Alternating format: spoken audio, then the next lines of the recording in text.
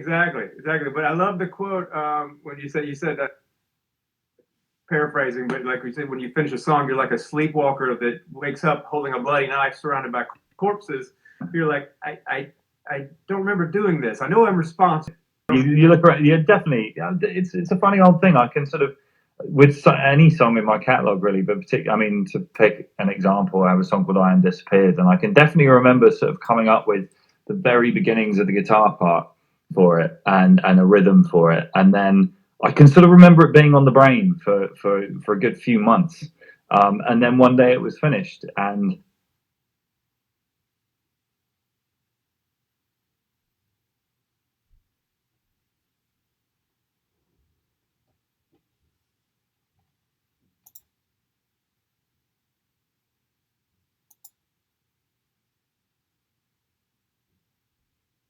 like, particularly lyric writing. I don't know how you find it, but like there are times when I feel like you could overanalyze everything you do to the point of making yourself paralyzed. Do you know what I mean? It was like, that's my method.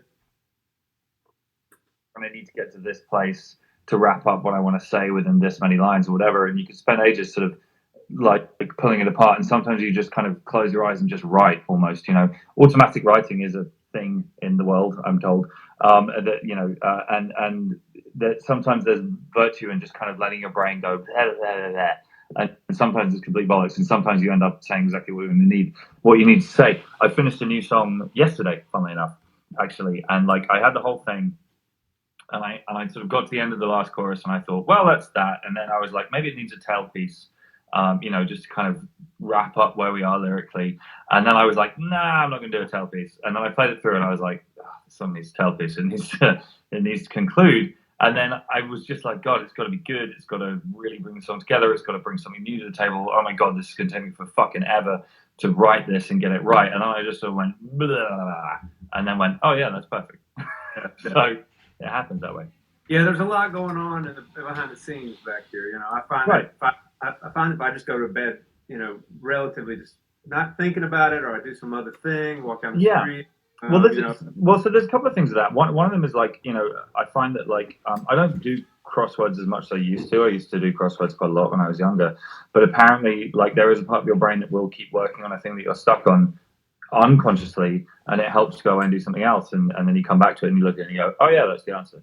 And I'm not saying that songwriting is like crosswords necessarily, but there's definitely puzzles to be solved from time to time. The other one, I always remember this. There's a story. I'm not nowhere near knowledgeable enough to remember the precise details of this, but there's a story about a guy who was trying to solve, I think it was Fermat's last theorem. It was this famous mathematical conundrum, and he was like 21 or something, and he'd been struggling with it for months and months and months, and then he went out and, like, he was a rower, and he went for a long row, and he came back and just walked into the room, picked up his pen and went, look, there it is. Nice. You know, so yeah, so distracting yourself is positive, I think, actually, sometimes. Yeah, which is, again, essentially the reason for these little shows, you know. Yeah. All of this is just a scheme to get your own songwriting back underway. Right, yeah, no. It's mainly just to keep me from fucking panicking in the world. It's well, yeah, that too. I find busy is good for me. Yeah, I had that same sentiment about the not knowing where they come from. I say it a little less eloquently, but I've always said, you know, I take responsibility for these things, but, you know, I'm not 100%. I fathered all these bastards. You know? Yes. That's a great way of putting it. They certainly look like me. They've got my nose, but, you know, and me and the mother, you know, we hung out, but like, good. We've already gone right, left, or her. Yeah. So there was a couple of chapters I didn't listen to in the book on purpose, because there's a song of yours that is, I think it's my favorite song of yours, but it's also just one of my favorite songs. I've never seen this exactly done like this in a song. It's your song "Silent Key," and when you were making that record, I popped in over the Butch's place there in Nashville, and y'all had it up on the desk, and you were listening to it, and for people that don't know, the song centers around the Challenger explosion and the pilot, who Kristen McAuliffe. Chris, thank you, jeez. I mean, we watched it. I was a kid. We were watching that. Yeah, sure. Well, television. I'm a bit older than you, and so the O-rings fail. She knows she's going to die, and she's saying her last sort of message, and she's saying, "I'm still alive, I'm still alive." And the message is picked up by an amateur ham radio enthusiast, a kid, a child. And I just so when I heard it, I was like, "Is this anecdotal? Is this like, did you hear something anecdotal and wrote this around it?" And you're like, "No, I made it up." I was like, "Oh, that's right, like a writer, you make it up." That's what we do. Yeah. And, but I was blown away because for me, the song does. Well, there's a few things that we can pivot off of this into that stuff, but it does what your music does a lot of times. But this specific one, I think if Joni or Townes had written this song and put it in a really subdued folk setting, that this would be like a classic of theirs. Like for me, it's looking at your impending doom or your mortality and leaving a message behind, positive message for the people that are receptible to it. For me, is like the essence of what songs are. I mean, that's the whole point of. Well, I mean, one of the thought processes behind that song to me is that, like, this is a broader thought I've had for a long time, but it's like people ask the question, like, what would you do if you knew you had 1 day left to live, or if you had 1 week left to live? It's an old question that people ask sort of hypothetically a lot of the time. And in a funny way, I regard it as a kind of a redundant question, because, like, we all know that we have a finite amount of time left. So it's like, if somebody told me when I was going to die and it was in 20 years time or in 50 years time, whatever it was, how's that materially different from the question, what are you going to do if you have 1 week left to live? And I think that, we're all facing mortality, we're all facing an end at some point, and we all have to think about what we can achieve in the meantime and why we want to achieve it. Do you know what I mean? Because I don't personally believe in an afterlife, and I'm not sure that they're living a life thinking about it. Who's going to build a statue of you after you die is a particularly healthy or intelligent way to live. And, we all have that moment where you question, it's like, well, why am I doing this? Do you know what I mean? I have this a lot with reading. It's like, why am I reading this book? Like, to a certain age, you're kind of accumulating knowledge, but it's just after a point, it's like, I'm going to die. I mean, where's all this going to go? There's just going to be a moldering few pounds of flesh that contained an awful lot of knowledge about Russian history in the 20th century, and who gives a fuck? Do you know what I mean? But it's like, so it is that, to me, it's like, she's got 2 minutes and 45 seconds left to live because the capsule is plummeting. Obviously, that sharpens the question, but nevertheless, it's like, what do you have to say? And the thing is, well, for the time being, I'm still alive, and there is value in that. And that's, I guess, what the song is trying to say, is that for every second of every day that you can still say that out loud, there is time to do things. And that's worth considering. Yeah, and I love it. I've never heard it said like that. It's such an imaginative setup. Thank you. But it brings me to the thing that I started in, but I didn't want to go there just yet. It's a perfect folk song. Like, the story of it is so broad and big. And so if it was done in a stripped down acoustic setting, then I think people would, a lot of songwriters would stop there. Sure. But well, you go for a cinematic. Sorry, I didn't mean it. But no, it's fine. You go for a music that is as cinematic and big as the question that's being presented. So a lot of times you'll have these, universal sort of things, and then the music, a lot of people will stop with the sentiment. You go for a music that, sure. Transcendent, you're trying to get people there. To listen to the words of that song to feel the arc, Yeah. Well, I mean, I think it's an interesting that you say that, because I actually re-recorded a different version of that song last year for the No Man's Land record that I did, partly because that's a record about female historical figures, and it sort of felt like that song fit in with that. But also the other thing is that the original way that I wrote that song was very, very different. It was in a different time signature, a different key, and a different guitar tuning. I wrote it in open G. And I don't really play in open G very often. And it was kind of, sometimes you just do a tuning in Richards. Right, but you come up with a tuning and then you write one riff in it, and that's your riff for that tuning, and that's kind of how it was with that. And the version that's on Positive Songs, the version that is that's quite a good example of how much work the Souls and I will do on a song in the rehearsal room and indeed in the studio, because we started working on it in this open G 6/8 tuning and all the rest of it, and it ended up being in 4/time and sounding more like kind of Weezer I guess would be one way of putting it. And just, you know, we changed the time signature, we changed the key, we changed the tuning, we changed the whole feel. And you know, and I had to figure out how to play those parts in standard tuning, because we're back in standard, and sort of find versions of them that would work, and blah blah blah blah. And so, you know, that's a testament to how much fucking around with arrangement that we tend to do as a band, which particularly as we've gone along as a band, like we've reached a point now where we will go around the houses with a lot of songs. Do you know what I mean? It's very rare that we'll just write one arrangement of a song and be like, yeah, that's that. It's usually much more a process of coming up with one version and going, parking it and going, well, that's pretty cool. What if we did it in a completely different way? And that's almost like the attitude that we quite often take is like imagining that we're covering ourselves. Do you know what I mean? I do the same shit. But it's such a positive way of working through arrangements on a song, because if you think about the fact that Joe Cocker's version of A Little Help with My Friends is much better than the Beatles version, I'm sorry, but it's true. Not with that. Yeah, but you know, it's like, and so if the Beatles had thought to cover, I mean, obviously, I'm not trying to correct the Beatles anyway. That's fucking ridiculous. But if you know, if you could almost shortcut your way to the Joe Cocker part of the story of that song, that's pretty cool. Yeah, I'll take the Wilson Pickett yesterday. Oh no, it's Wilson Pickett. Hey Jude, I'll take that. Right, you know, and like so if almost in a way you're trying to like leapfrog through this ahead into the history of how a song's going to work out by covering yourself. And sometimes you do that, and then the new version is kind of bullshit. And then you know you can go back to what you had before. That's totally fine.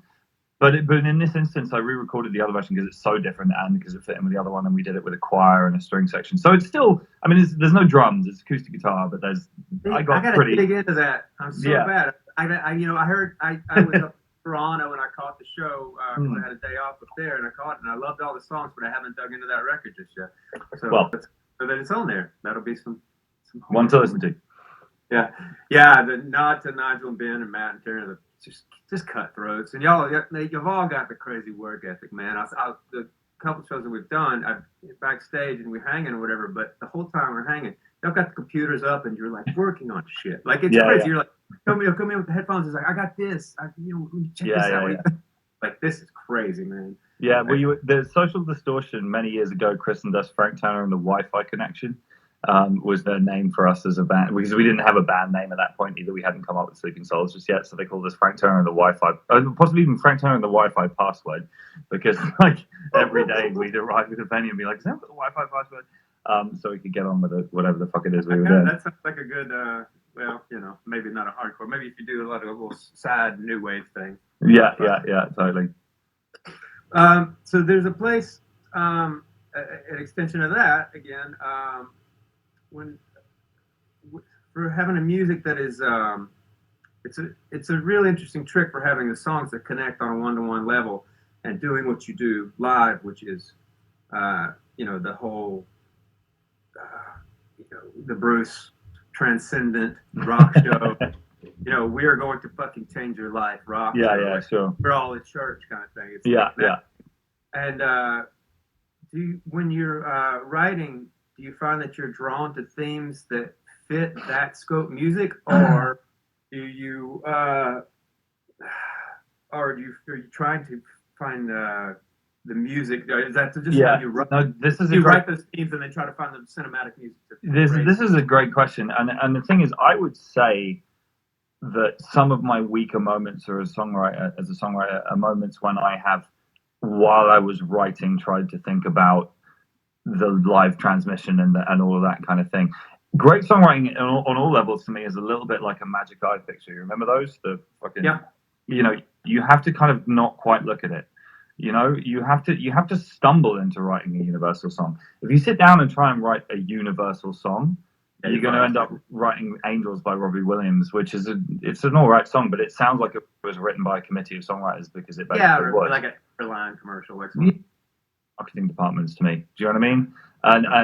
And that's the thing. If you sit down and go, I'm going to write an anthem, you're going to come up with something bullshit. You know what I mean? That's just not how it works. It's something that you have to kind of realize you've done after the event, and that's really hard. And certainly the other thing that I found is that, like, I'm going off topic a tiny bit here, but bear with me. Like, the word sellout is a word that gets used an awful lot too much in the punk world, and there's an awful lot of kind of like people flinging shit at each other and all the rest of it.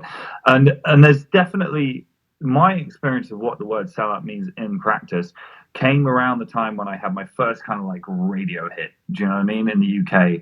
Because the thing then was that there was very much the temptation of like, oh, that went well, and it was really nice, and it made my shows get bigger, and I'm getting money from radio play, and it'd be nice to have another one of those. And that's the moment when you've got the devil on your shoulder tapping the side of your head. And it's a similar thing about writing anthems. You know what I mean? If you have a song that just fucking lands, part of the reason it lands is because you told the truth.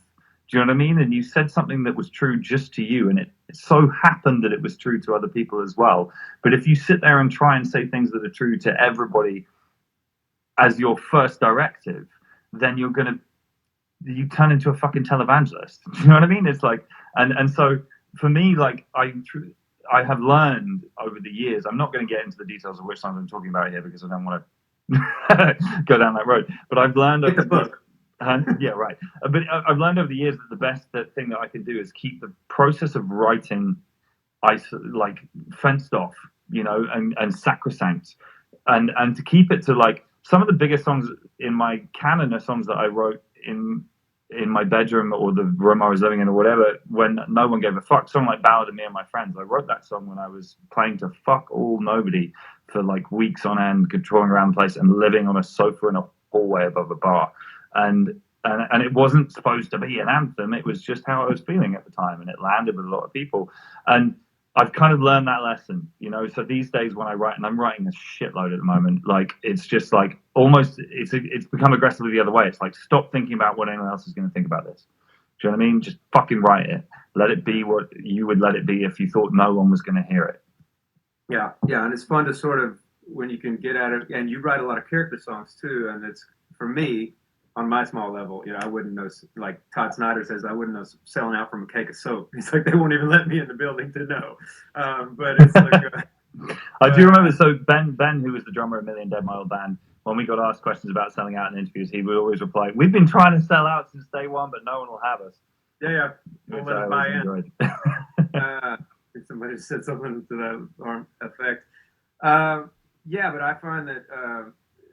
It's the exact same, man. I can't, if I have something that works, you know, and I know it'll work, you know, because I know I've been doing this a long time and I know what's going to work. And I'm like, oh, this with a little bit of this and this works. It'll work sure. live, it'll work on the record. I'm like, but if it doesn't land with me, like personally, it's, you know. Yeah, totally. By the way, I'm just I know I've said this to you in person, but just so the people watching this are aware, you're one of my fucking favorite songwriters, man. I adore your shit. I'm such a fan. There we go. It's said. Okay. Well, that's very, very kind. Very kind. I appreciate that. And I'm mutual fucking respect, man. This has been fun with these things. I was like, what am I going to do to keep from going crazy? And I'm like, oh, I've been doing this a while. I know people that are really good and interesting. But the trick of some of it is like what I did with Brian Fallon. It was a lot of fun, but the way Brian and Fallon and I talk, I couldn't pull that out of him because he's really funny, but he's dark. He's dark. It's a twisted thing, and I enjoy that, you know. But I'm like, this won't make for good television. You know? I don't want to spur him into that thing. I'm like, so, sure. But no, anyway. So another thing that interested me in the book, you talked about consciously wanting to, from day one, to sing in your British accent. Yeah. This is a thing that never occurred to me until I toured Australia and I met like Lincoln Lefebvre. He's great. Fucking incredible, incidentally. He's so a great songwriter. So good. And he's a Tassie, and he prides himself on singing in his accent. And I'm like, well, yeah, I mean, most people sing in their accent. He's like, no. And he pointed out, and he's like, you know, and I don't think he used Keith Urban as an example. He's like, but, you know, Australian country singers, you know, they learn to sing by listening to American country music.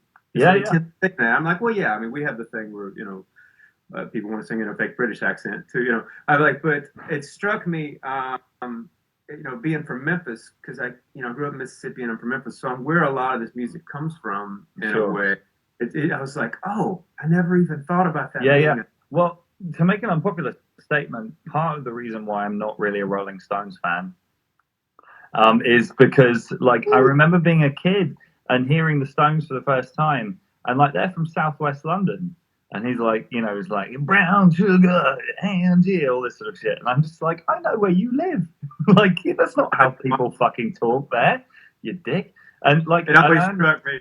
Sorry. Yeah, and I understand now as an adult more about their kind of immersion in Delta blues at a point in time when that was really obscurante's thing to do, and indeed the way that they brought that forward. And I'm not for a second denying the Stones' impact on popular music in the 20th century. That'd be a ridiculous thing to do.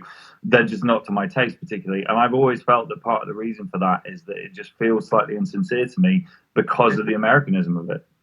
Interesting. Yeah, it never dawned on me. You know, I always laughed when people were like, you know, they had the Beatles Stones thing, and I was like, oh no, the Beatles were from the roughneck part, and like Stones are art school kids. You know, it's I'm like, well, the story about Hampshire, man, like contrary to the way they present themselves, I always thought that, like, particularly in the 60s, like the Beatles could fuck you up in a fight in the way that the Stones definitely wouldn't have done.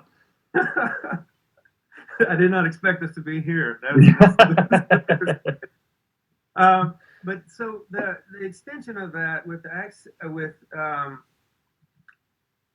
what struck me as interesting is, you know, we both come from places with deep musical heritage, you know, and I'm always drawn to, and I tend to romanticize when I listen to like Richard Thompson, you know, and it's like, but I love like English and Irish folk music, and the rub there is your music still stays universal, and there's a rub, and we have it here in the South, especially with writers, you know, regional versus universal, you know, with like Faulkner and things, where they would try to say that Faulkner, or Eudora Welty, who's one of my favorite writers, is a regional writer because they write about the South, but he's using, you know, I talk from my county, I can never say it right, as a microcosm of the world. So it interests me when I started covering Beeswing and stuff, like, you know, Richard Thompson. I needed like, you know, I didn't know what I was singing half the shit. I think I need a tourist map, you know, for some of these places and some of this stuff. But I knew the song, I knew the gist of this. Like, I know this person, I know these songs, you know. Yeah. And so that's interesting. You have to strike a balance. You know? Absolutely. Incidentally, we had Beeswing at my wedding last year. It's like our song kind of thing, and such a good song. It's I slaughter it.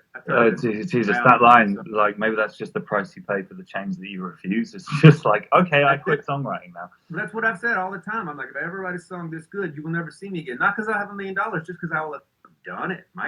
Totally. Phone down. Fuck you. I'm out of here. Yeah.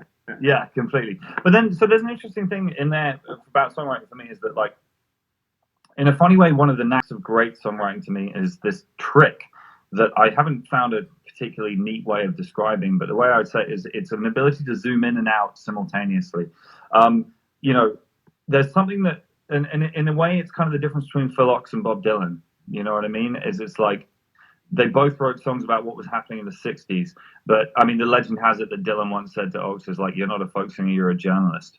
But it's like his songs were so specific that they dated incredibly quickly. I think Phil Ochs was a great songwriter personally. Yeah. But you know, even within 5 years of him writing a song, you kind of needed a history degree to figure out what the fuck it was he was talking about. Whereas Dylan had this knack of writing songs that immediately felt small and personal to you, but simultaneously felt enormous, and they felt small and personal to everybody. One of my all-time favorite songwriters is John K. Sampson.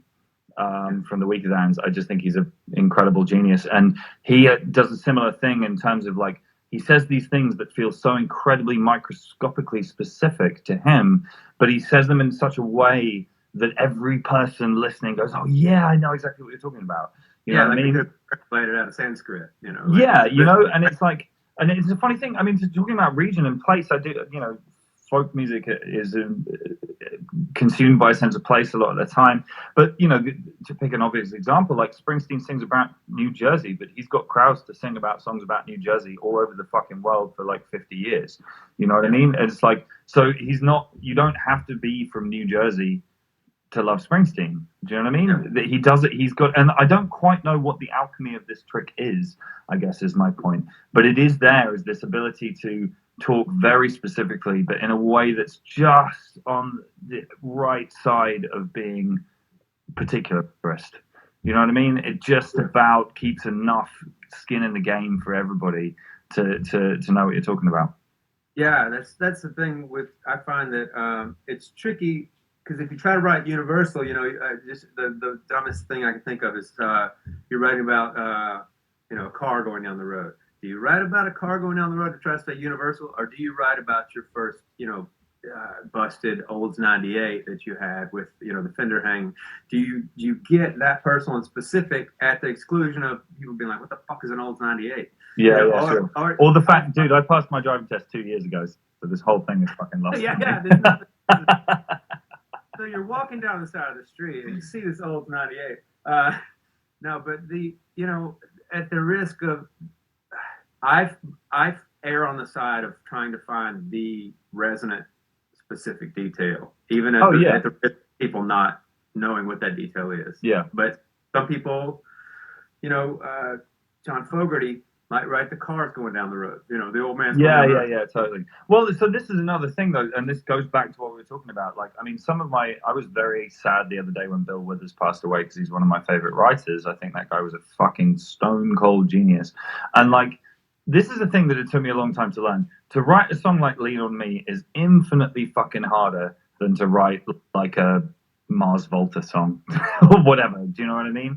Yeah. Like, it's just like, to write a song that is that simple that isn't then cheesy. Yeah. God damn it. If somebody could write a roadmap for how to do that, then we'd all be millionaires. You know what I mean? It's like, and there's almost in a way to engage with that is so bold, to be that simple about it. I find that it's almost intimidating to me, all-time favorites. And like, on that level, like Leonard Cohen's an interesting one for me. The obvious comparison people always make is Dylan versus Cohen. Bob Dylan I can be influenced by because I can see what he's doing. That's not to say that I can do it too. And I'm not for a second saying that I'm as good a writer as Bob Dylan or anything ridiculous like that. But like, I can see the way his songs are built together, or I can see where an idea might have come from and how it might have led into this place, into this statement and this chord sequence and whatever else. There's something about Leonard Cohen that seems like the fucking tablets of Moses to me. Do you know what I mean? Like I do not. Desert. Yeah, I have no idea how you write like that. Like, it's like trying to stare at the sun. It's a bad idea, And I've spent a lot of my life pulling apart Leonard Cohen songs, and I just have, how the living fuck do you write a line about like the smoke curls up above your shoulder like a stranger? It's like, no, I used to cover that song. It's incomprehensible to me how you could write that. Say, we are ugly, but we have the music. I mean, fuck, man. That's everything I've ever wanted to say in a song in one fucking sentence. I've spent fucking 20 years pissing around that statement. Do you know what I mean? So, yeah. But so, I mean, I guess there is a level on which I think playing to your strengths as a writer is a thing that you learn. I mean, I do think that it's important to push yourself out of your comfort zone, which is something I was definitely trying to do with No Man's Land. But, like, I don't think that I'm going to write Lean on Me. Do you know what I mean? That's not a thing that's going to happen in my life. Bill always, it seemed to special soul. That song is like I don't know. Did you watch that documentary on him? Yeah. And with the fact that he just kind of quit the music industry because he didn't like it. Yeah. And the other what a dude. I was drawn to him because my father was a jet mechanic for 30 years before he died. He worked on the jets over FedEx. But Bill Withers used to be a jet mechanic, and he had these hits, and he was still a jet mechanic, and he'd go back to work, and nobody knew. He didn't fucking say anything. He was like, that's why the documentary is called Just Bill. And I'm like, the humility and the beauty of that. You hear it in the songs. And so it's always interesting to me when, we also lost, my hero, John Prine. Yeah, absolutely, which is a great sadness. Yeah, and he was another, his songwriting was obviously an extension of him as a person, And so that's a phenomenon that's really interesting to me when you can just, a songwriter's personality comes through so fucking clearly. Yeah, sure. But then, okay, so this then raises an interesting philosophical point, which I'm still half forming in my mind, so forgive me if I stumble with this, but like, there is a level on which, like, songwriting, being a musician, whatever, it's not just about inborn natural talent. Very few people arrive into this world fully formed. It's not really a thing that happens very often. People work at what they do. Do you know what I mean? And like, I played a bazillion gigs before I figured out how to do it properly and how to write a song and how to sing. I mean, fuck me, I listened to recordings of myself singing when I was younger. I couldn't sing for shit, you know. So there's definitely work to be done on who you are, but there is some level on which it's like, it's an interesting thing, which is like, part of the reason Bill Withers was so great is that he was just a great dude, and he managed to project that, his inner essence. And it's just kind of like, I don't know where I'm kind of going with this, but it's a bit like, if you project your inner self and not everybody loves it, it's like, how do you? Oh yeah. You Picasso some things. Yeah. Like, oh, these paintings are assholes.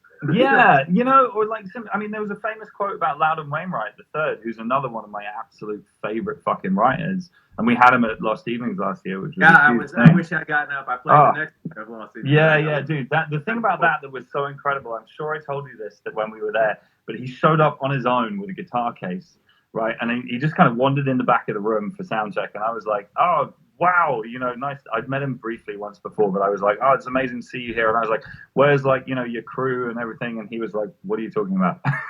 And he was just an old dude with a guitar. He was like, fuck you, I'm here. I flew in on my own, and I'm going to do the show, and then I'm going home. And, you know, what a legend. But yeah, there's a famous quote about him, which is like, he's a man who's made a career out of revealing how much of an arsehole he is to the world. And he kind of has. I mean, he's kind of a dickhead in his songs. Do you know what I mean? He writes about being unfaithful to his wife and being an arsehole to his children and all the rest of it. But somehow something in him is attractive, you know? Yeah, I mean, maybe it's that confessional thing of it, you know, the Robert Lowell thing. Right. But yeah, people are drawn to that kind of mess. I don't know. Let's see. I'll get to the people that ask the questions on the thing, but let me. There's a couple other things I wanted to ask too. I thought this was a neat trick. The first time I heard 4 simple words, which is, you know, I've always, you know, again, I've said before, but I'm like, sometimes I want to be Leonard Cohen, sometimes I fucking want to write Louie. And so that song is like it in a little 3-act play almost. You know, the crux of the song is like, you want to dance, can't dance. It's basically, you know, almost letting go of your self-awareness. Yeah, sure. But during the track, you put, like, a lot of times, you know, it's a good idea to put the sugar in the chorus and the medicine in the verse. You do a lot of fucking thinking before you let go of the thinking in the verses. And so you're acting it out with the music. And then eventually the choruses transcend with him when he's like, fuck, here we go. You know, and so it's this almost, it's a performance art in a way. Yeah, sure. I mean, it's vaudevillian, I think, is the word that I would use. Certainly that was kind of the idea. I remember I wrote the introduction for that song, the sort of piano vaudevillian section, before any of the rest of it. And I was having, do you know Brent, who plays bass in Social D? I don't. Okay, he's an absolute sweetheart, lovely guy. And we had this, and in fact, this is the thing, I'm going to set you a challenge right now, or at least a thing that we should work on together in the future, and I'm serious about this. We came up with this idea, we were having this conversation about how no one writes talking blues anymore, right? Yeah. It's a lost art. Snyder still, he does a good one, but go ahead. Okay, but so we had this idea that we could write a song called The Talking Blues, that will be a talking blues about the fact that no one writes talking blues anymore. Get very meta about it. Yeah, right, exactly. And we were sort of going down this, and then I remember we were in Amsterdam, sitting on the side of the river having some beers, and then I was talking about how that kind of led on somehow to the idea of a vaudeville punk rock song, and you know, that would sort of like tell you about what it was like to listen to the song as you were listening to it in some way that would also be meta, you know, and that's what that is. And I kind of wrote that whole introduction right there and then I was like, and then it's going to go and something else will happen. And like, I didn't have the something else for quite a long time. I just had this little kind of piano piece. I was on the guitar originally, actually, because I'm shit at the piano. And you know, I mean, I'm a big fan of music hall, which was the British version of vaudeville, and vaudeville as well, and review stuff, and all this kind of thing, that kind of like late 19th, 20th century entertainment, even stuff like Tom Lehrer. Do you know what I mean? Like, I'm a big fan of that kind of thing. That sort of like, people call them comedy songs or whatever, and I think that's such a diss on what those people did. That like, who that is, Tom? Oh, Tom Lehrer. I don't know that stuff. Oh, you should listen to Tom Lehrer. I mean, Noel Coward is sort of like the ground zeros for that, but Tom Lehrer is absolutely incredible.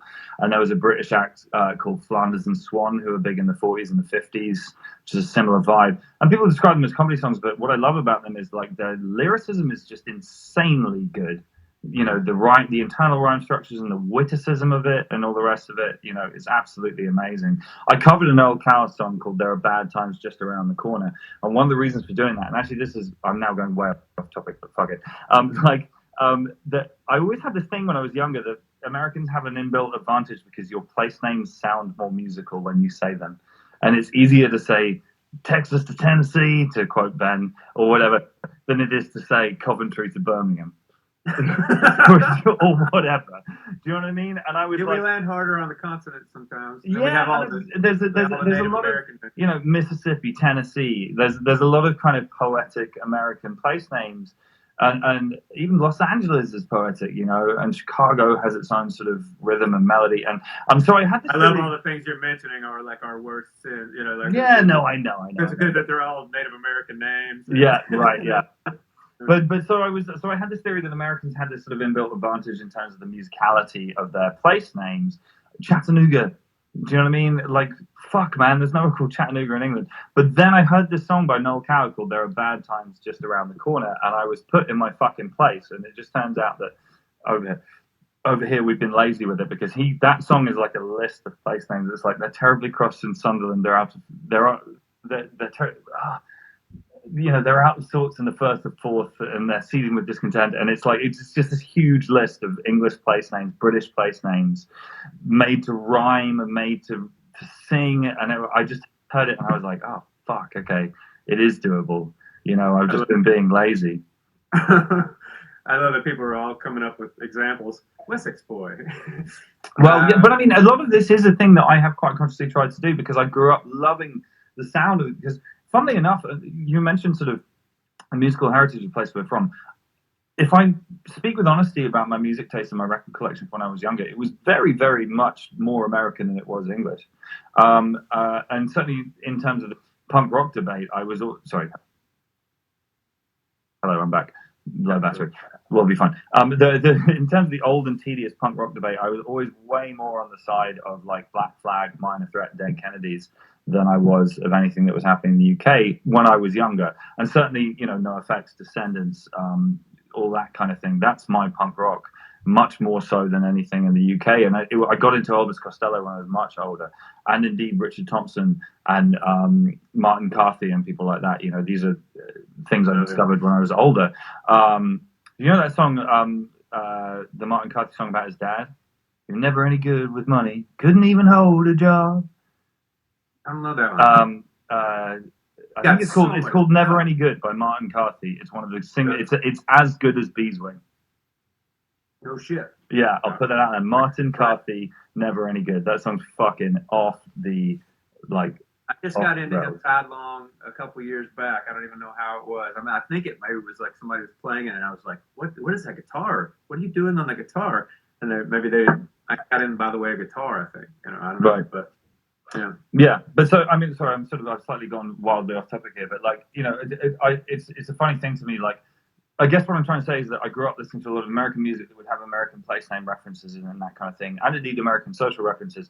And this goes back to what we were talking about earlier. I loved it. I wanted to be influenced by it, but not by copying it. I didn't want to then also write songs about the South or about Texas or whatever. I wanted to write songs that felt like that were about my own experiences, and that's something I very consciously tried to do. One of the things I always think about, by the way, the Get Up Kids, the bands? Yeah, the Get Up Kids have a song called Mass Pike, right? Which is obviously, I now know as someone who's been to America what the Mass Pike is, the Massachusetts Turnpike. As a kid, I was like, is this song about a lot of people trampolining at the same time? What the fuck is a Mass Pike? Is it about a big fish? Like, I had all these theories as to what a Mass Pike might be. Now you know what it's like for me to listen to Beeswing. What the fuck is going on here? But yeah. Let me ask a few questions because we're getting on time. So, folks, let's see. Sure. Well, we'll start with the 7-year-old's question because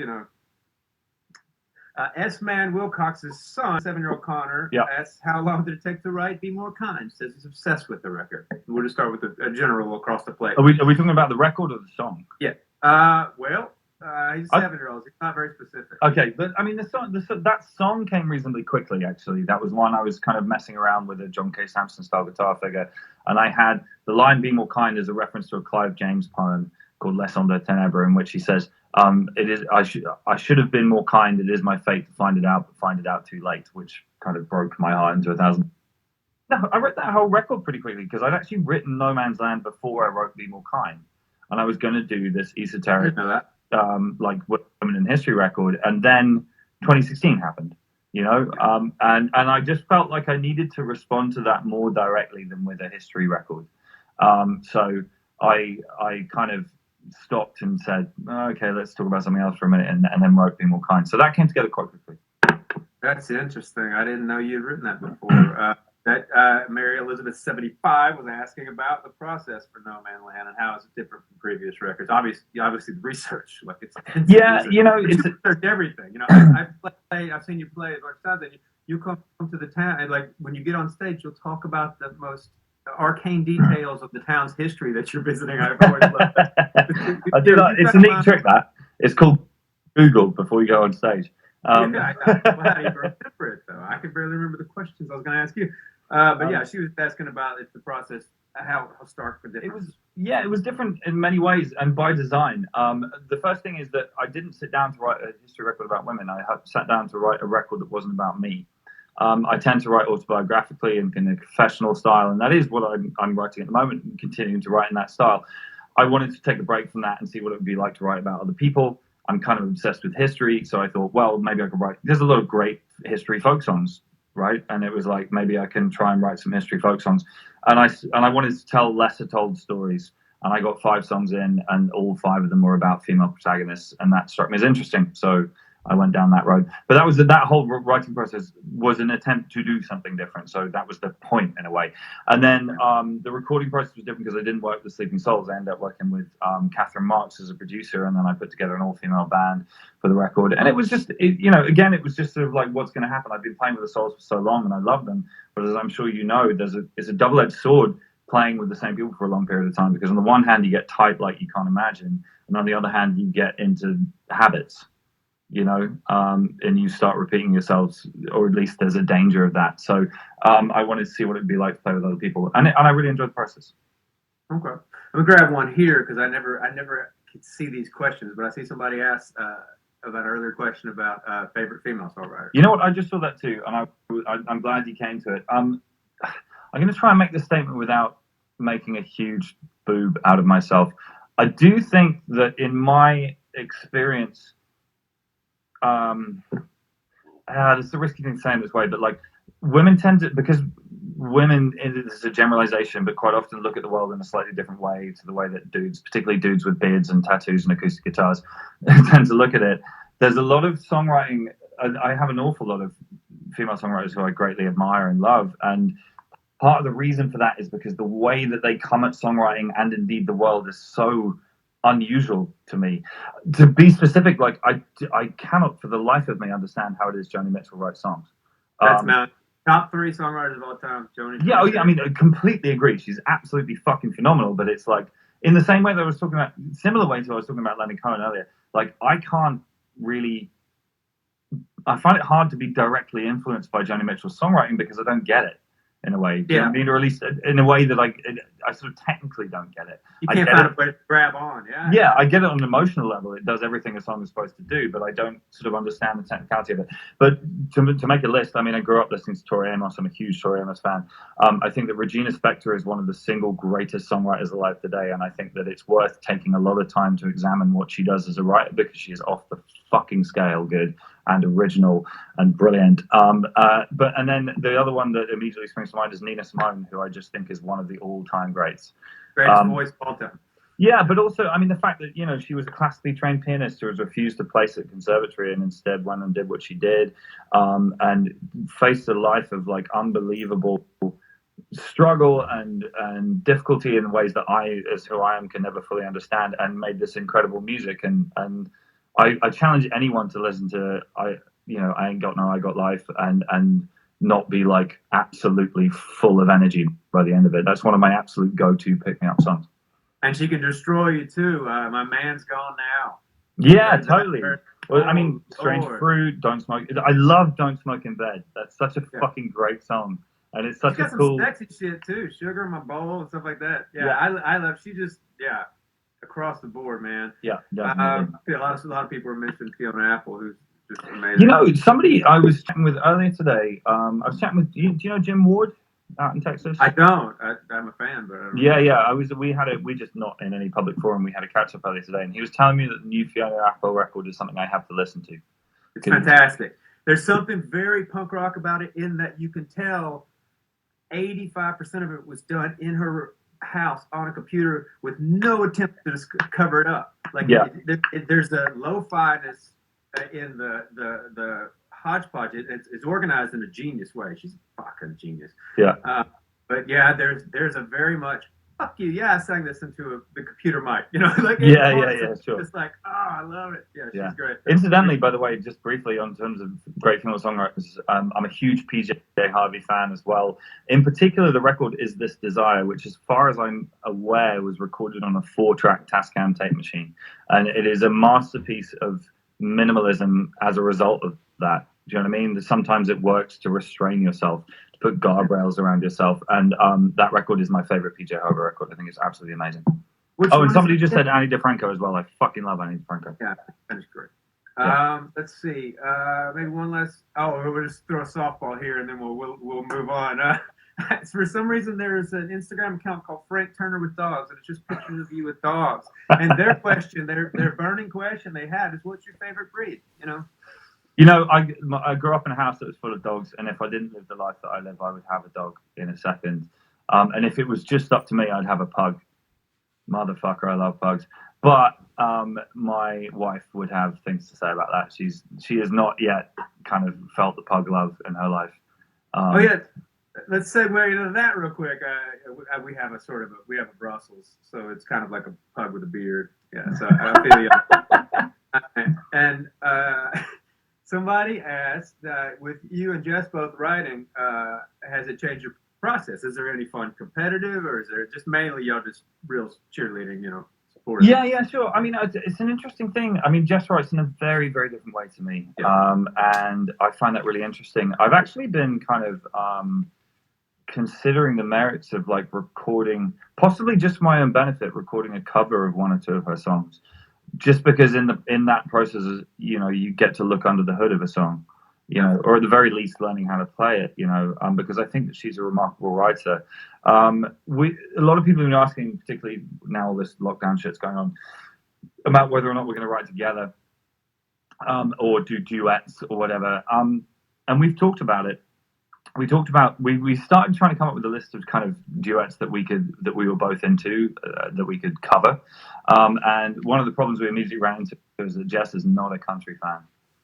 Because I was like, we just do an entire album of George and Tammy covers.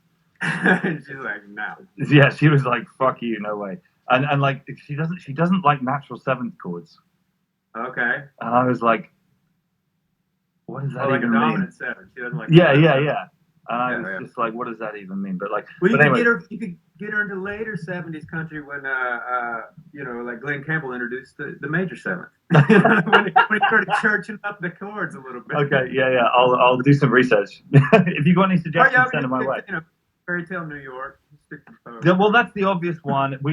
I'll tell you what. Here's a confession for everybody right here. We did actually play through "Time of Your Life" together as a good song. It's a great song, and we might do something with that. Okay. All right. So all right. That wraps up. We entered the promotion part of the show. What you got coming up in this little box? In this little box, so I'm doing this thing, Independent Venue Love. I'm just trying to do live streams every week where I'm playing 3 weeks. Every week is a different album in full, so it's different stuff every week. It's every Thursday. So tomorrow night in the UK time is 8:30 p.m., which will be, I don't know. Hold on, that's going to be 6 hours behind. Yeah, 6 hours, so it'll be 2:30 p.m. where you are, I think. Something like that. There's details on that. 8:30 in the UK, and Jess is playing a set tomorrow as well, actually, and I'm going to be playing England Keep My Bones in full, and it's benefit for an independent venue in Leicester in the UK.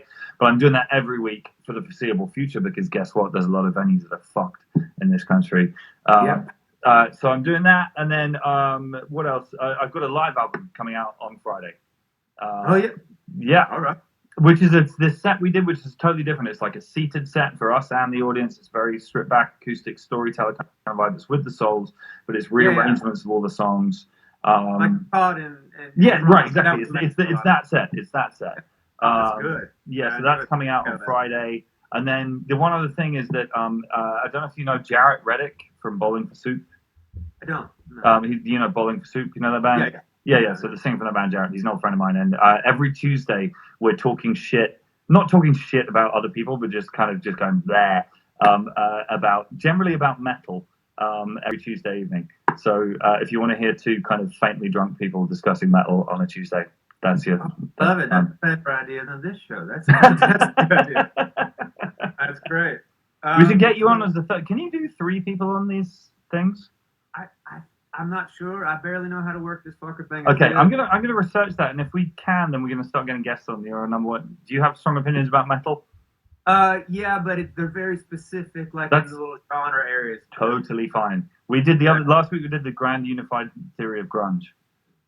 Okay. Yeah, which I'm not going to get into right now because we're running out of time. Yeah, I started in metal. I've been playing guitar since I was 13, so like 32 years. And so I started as a fucking shredder, but then I was like, playing in like black metal and death metal bands and stuff, but then also in country bands with my shredder guitar. Whoever needed a guitar player. So yeah, I've got specific knowledge, but the whole. I'm going to do research on the technical side of this. Oh Lord. So yeah, I've got these coming up next week. I've got my buddy BJ Barham from American Aquarium's going to join me, and I've got a lot of just the next couple months planned out of really rad folks. So tune in on Wednesdays, and then right after I hit end on this, I'm about to drop the Quarantunes records I'm doing here of just like home-release demos and stuff from the vault, and I'm about to put that up right on the internet as soon as we get off here. And this is the world's shittiest lyric video I did last night. I've been spending so much time learning how to mix and record and master at home. I can't learn video editing. I'm sorry.